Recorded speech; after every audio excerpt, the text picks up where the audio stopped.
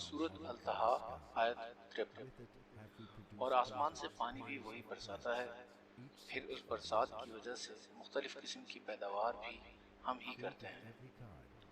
सूरत अर्रद आयत 3। और इसमें हर किस्म के फलों के जोड़े दोहरे दोहरे पैदा कर दिए हैं। and indicates a great truth which was discovered only in the 20th century. It is as follows.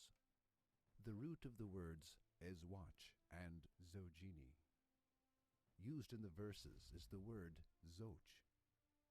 While the word of ezwach is the plural form of zoch, the word of zojini is the dual form of zoch, and zoch अरबी में लफ्ज़ ज़ौजीन जोड़े के लिए इस्तेमाल हुआ है, यानी मुज़क्कर और मुअन्नस, शौहर और बीवी। that the Quran states through its verses that the plants are created in pairs, and there is masculinity and femininity in plants too. यहाँ वाज़ेह निशानी दी जा रही है कि दरख्त सिर्फ मुज़क्कर या सिर्फ मुअन्नस नहीं, बल्कि इनमें मुज़क्कर और मुअन्नस दोनों हैं। जिस तरह जानवरों की अफ़ज़ाइश और इंसानों की अफ़ज़ाइश में होते हैं। As a result of the studies made on plants, it is understood that there is masculinity and femininity in plants as well. इस बात को 1400 साल पहले जिक्र किया गया है, और आज साइंस इस बारे में कुछ इस तरह जिक्र करती है। दरख्तों का बारीकी से जायजा लेने से पता चला है कि दरख्त मुज़क्कर और मुअन्नस होते हैं,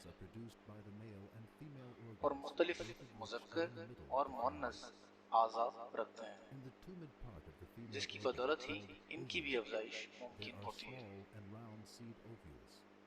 अफ़ज़ाइश के ये सेल्स फूलों के बीज में होते हैं। मोनस सेल्स ट्यूमिट नामी हिस्से में गोल नुमा शक्ल में बीज की सूरत में होते हैं। मुज़क्कर सेल्स पोलन्स नामी हिस्से में मौजूद होते हैं। ये काफ़ी हल्के होने की वजह से हवा या जानवरों की मदद से मोनस दरख्त के वर्टेक्स तक पहुंचते हैं।